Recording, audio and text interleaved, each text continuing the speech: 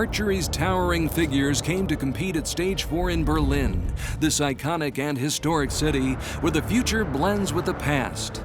It's a vibrant and progressive setting for the last qualifying event on the World Cup Tour. A setting that saw the week begin next to the stadium built for the 1936 Olympic Games, made famous in part by the great track star Jesse Owens.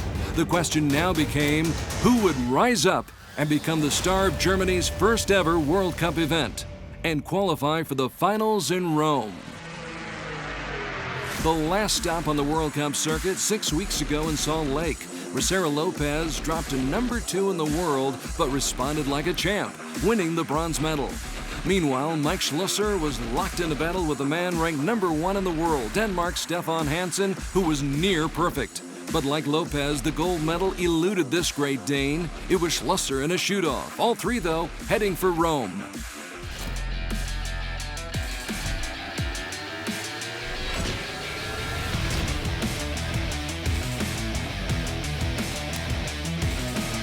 America's newest mixed team combo made it to the gold medal match in Berlin.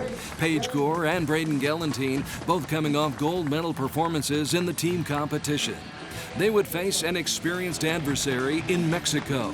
Linda Ochoa Anderson and Julio Fierro, no strangers to the bright lights on World Archery's biggest stage.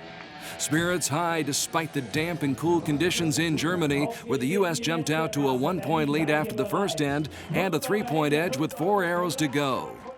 Linda Ochoa Anderson would lead off with a shot that was in the right neighborhood, just not the exact address she was looking for. Julio Fierro looking to give his team a boost, but can't put his arrow in the 10 ring either. Mexico even more at America's mercy. Paige Gore going for the kill, but her shot sails just a bit high. It's just out of the center circle. So can Braden break through with a pick-me-up effort? He can, and he does. It's the USA by 4. Mexico must respond, and Linda does just that. Ochoa Anderson good for another 10 points. Now, is there still fire left in Julio Fierro's bow? There was indeed. A pair of 10s preserves a shred of hope for the Mexicans.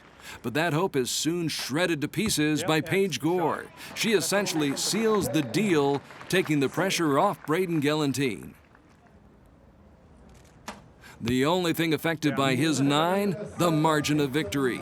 Team USA opened and closed the match with scores of 38 in the first and fourth ends, but in between, back-to-back scores of 40 in both the second and third ends led to a 3-point win over Mexico.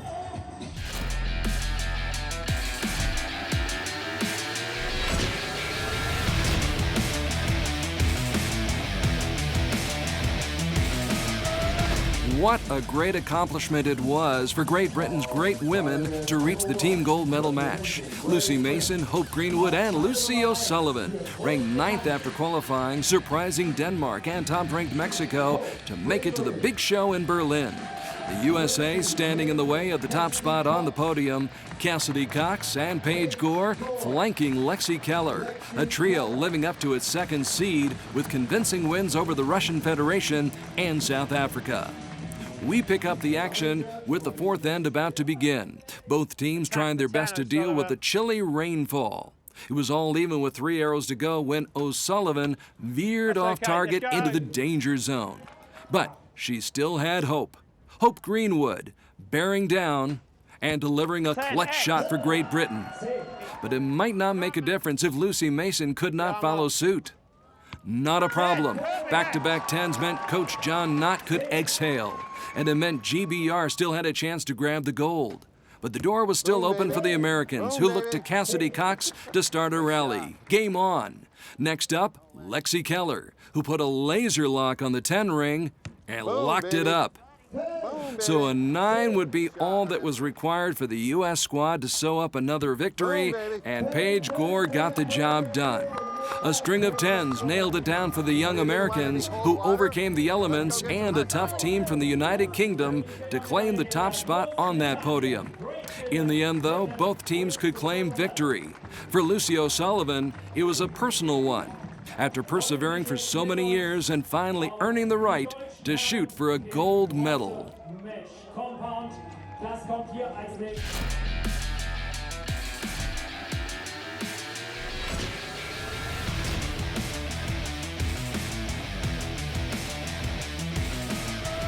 Mother Nature made sure the men would also enjoy some liquid sunshine here in Germany.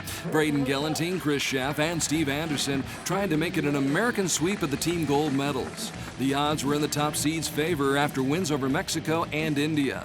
Still, Denmark was the number 2 ranked team in Berlin. They'd beaten Italy and Germany, plus they had the top-ranked man in the world on their side.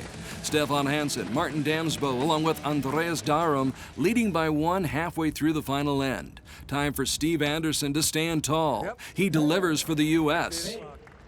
Newcomer Chris Schaff holds up his end of the bargain with another 10. Setting the table for the G-Man. Braden Gelantine makes it 3 in a row for the USA and puts pressure on Denmark. World champion Stefan Hansen thrives under pressure. He puts one right down the middle. Andreas Darum drills another one in the same spot, leaving the outcome in the hands of the dependable Martin Damsbo. But this time the Dane misses his mark, and that 9 sends this match to a shoot-off. It's a reprieve for Chris Schaff and company. For Stefan Hansen, another challenge. And for Martin Damsbo, a shot at redemption. It seemed fitting that 2 teams so closely matched would settle this matter with a tiebreaker, which would come down to the final arrows. Gelantine, going for the gold, makes sure it's going to take an X10 from Damsbo to give Denmark the decision. It's a 10 all right, but upon closer inspection, it was Braden's X10 that made all the difference, giving the nod to the Americans.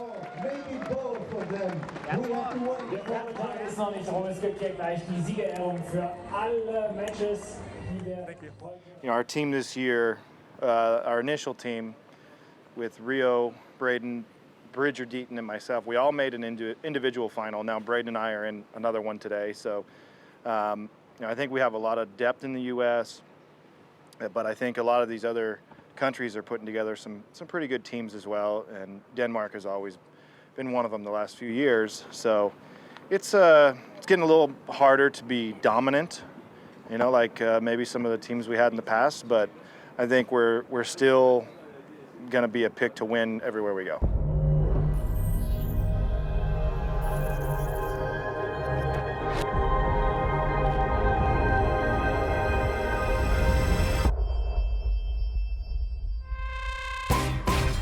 When an arrow is shot, it bends like this. It may sound weird, but I'll explain to you why. A recurve archer shoots with their fingers, and on the bow, the arrow touches the rest on the bottom and the plunger on the side.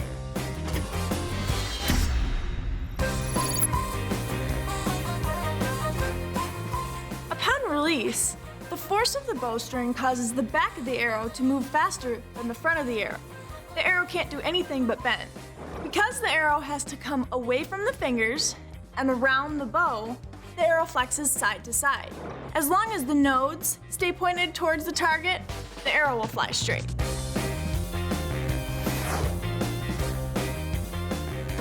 A compound archer uses a mechanical release aid instead of their fingers, and the rest only touches the arrow from the bottom.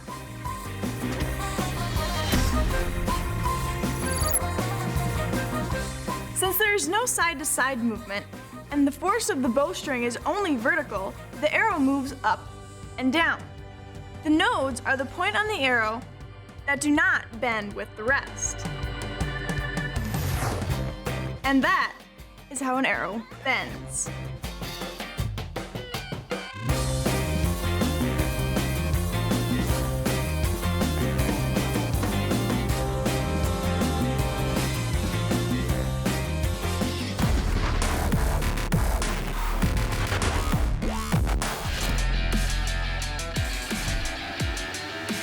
Most opponents have bent to the will and skill of Denmark's Sarah Sonicsen.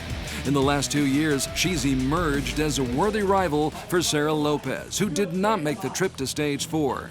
So that provided a chance for another challenger to take on Denmark's finest female archer. And this time it was Turkey's Yeşim Bostan. It had been an impressive week for Bostan, who'd beaten the likes of Laura Longo, Sarah Priels, Paige Gore, Sanne Delot, and another Dane, Tanja Jensen, to reach this showdown. Tied at 29, Bostan opens the second end with a 9. And quickly falls behind by 1 when Sonicson takes advantage. Yashim's aim? Still slightly off on her next arrow. But for the time being, no damage done. Sonicson unable to pick up another point as her second shot sails to the right. Bostan makes life a little more uncomfortable for her foe, connecting on her third shot, forcing Sarah to shoot a 10 herself to maintain that slim lead. Consider it done. The 22-year-old Dane dueling with the air of confidence that comes from winning a gold medal on Konialty Beach in Antalya, not to mention silver medal performances in Shanghai and Salt Lake City.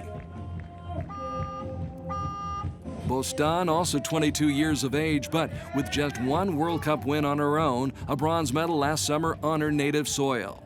She makes a strong statement to start off the third end, and that gives Sonicson something to think about. Message received. It's still a 1-point match, but it appears that might change after Yashim yields a 9. And in fact, it does. Sonicson cashes in her go-ahead by 2 card with an arrow that's just about dead center. On a cool and overcast day in Berlin, that dials up the heat for Yashim Bostan. But to her credit, she answers the call with a clutch shot that will keep her close.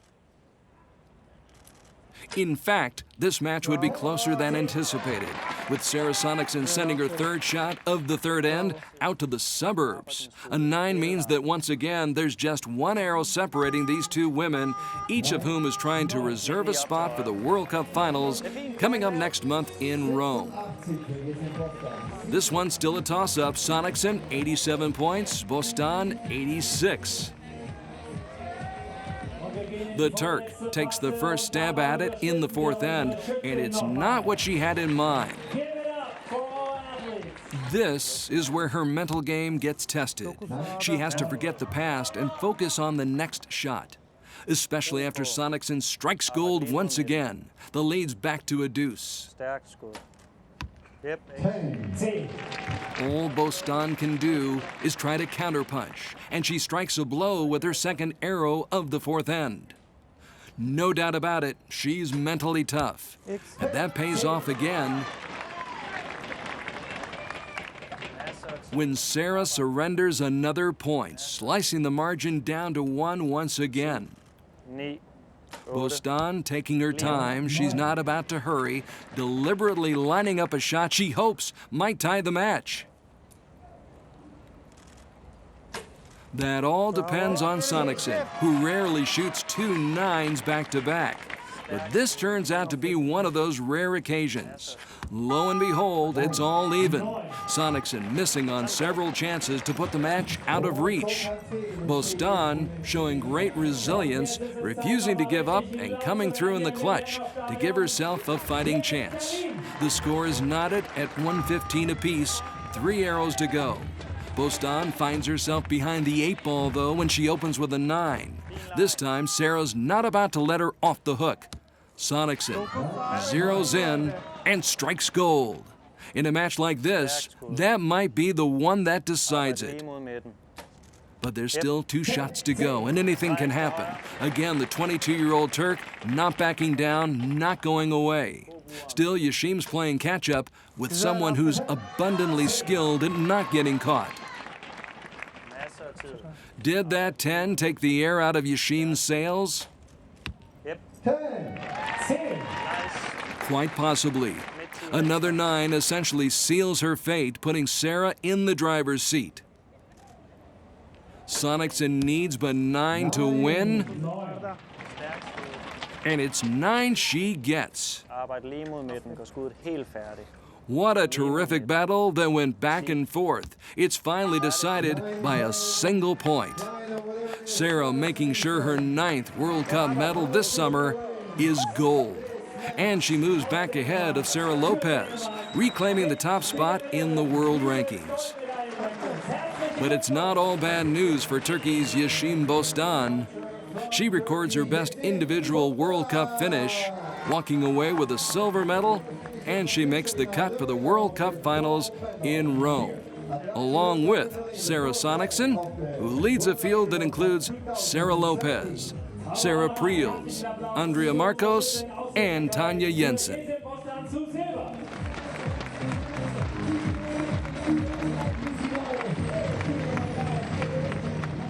This has so far been the best season for me. Like last year was a really good season. It was like a dream come true. I never expected this season to be any better. Like I'm over the top, over the mood about my season this year. It's been amazing.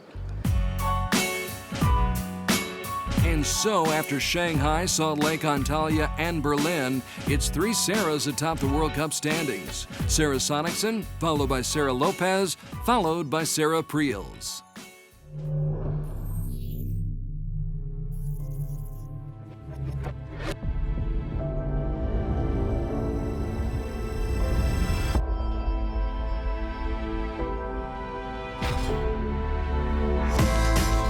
The modern archery target is a mixture between an English target and a French target.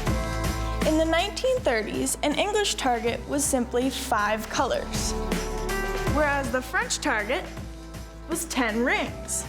They couldn't decide which one to use, so they decided to combine them to give us the target we have today. The target goes from 1 to 10. 10 is the perfect score. Here, we've got a 122 centimeter diameter target shot by recurve archers at a distance of 70 meters away. This is an 80 centimeter target shot by compounds at 50 meters away. However, in international competition, they're very accurate and they don't need these rings. For indoor archery, we have a 40 centimeter target, but we're gonna take a ring away again. At 18 meters, archers are very accurate and can wreck your arrows if you shoot into one spot. So, they shoot on a 3 spot. This 10 ring is for recurve archers, and this is for compound archers.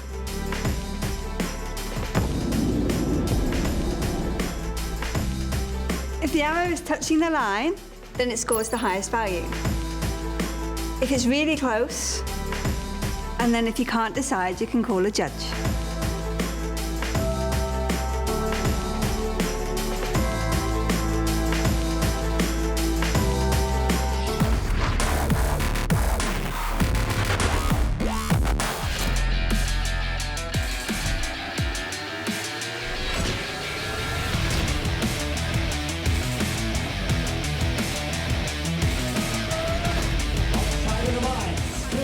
Turkey would get yet another shot at compound gold in the men's finale.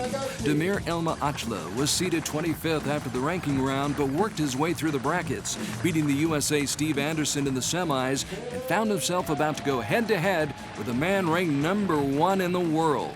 Stefan Hansen had also fought his way through the field and notched wins over teammate Andreas Darum along with America's Braden Gellantine. Now he was out to get the gold that got away in the team competition. But he was in for a battle, and he knew it after falling behind 29-28 after the first end. So the world champion got to lead off the second end and opened up strong. Demir hardly deferring. 15. 10. Back to Hansen. A direct hit. No let up. The pressure's on Elma Açlı. On. And Demir finally does falter, just a bit, but now we're tied at 48 all. Still, for how long? Hansen runs the table and puts even more heat on his opponent. 7, 6, 5. 9. The Turk takes another step back and goes from 1 up after the first end to 1 down after the second. Still, there was no reason to count the Turk out. Demir came in ranked third in the world and had won the silver medal in Shanghai a year ago. Even so, a 1-point lead would be a lot to overcome against a man who's won almost 80% of his matches on the World Cup circuit.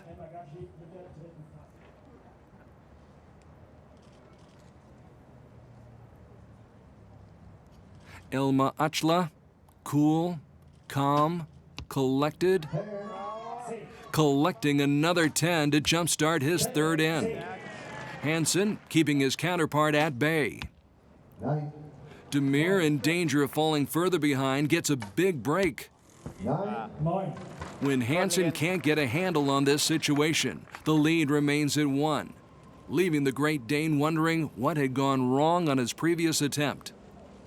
Elma Açla maintained his grip and remained steady, all while things seemed to be coming apart for Hansen.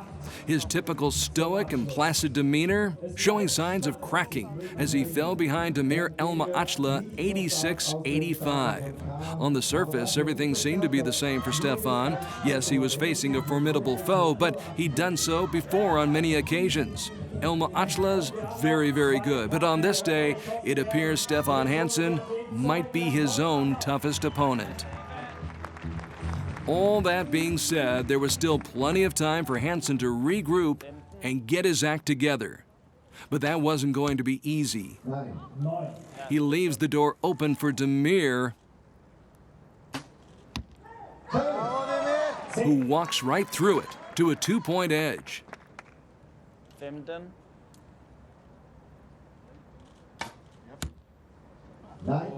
Stefan strikes back, possibly catching the line, but this is not vintage stuff for Steph. On the other hand, Demir is completely dialed in and just might have himself a 3-point lead.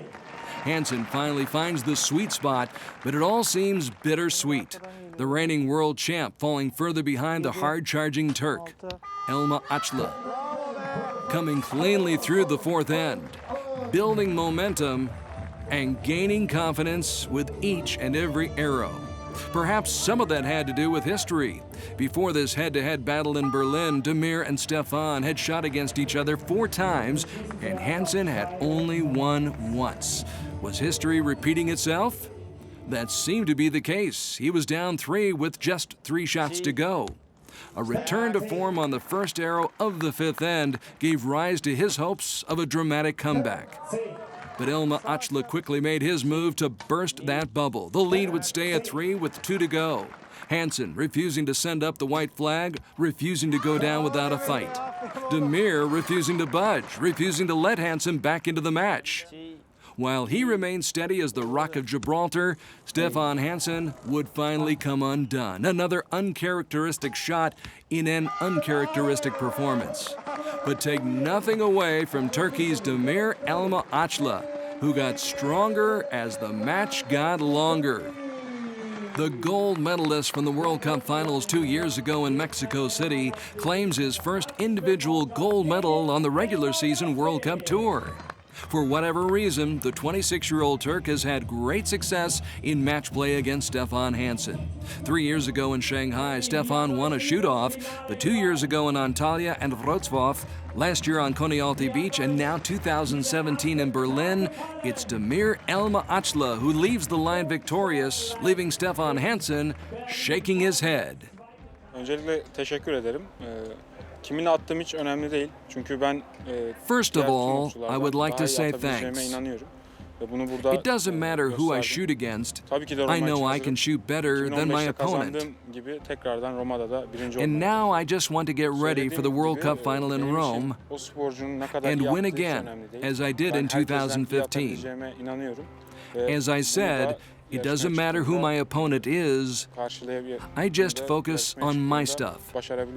Try to do the best I can and manage all of this while I am competing. Demir Elma Açla now tied with Mike Schlusser for 4th place in the World Cup standings heading to Rome. Stefan Hansen still the top dog though, with 2 Americans, Steve Anderson and Braden Gelantine, in the bunch bound for Italy come September.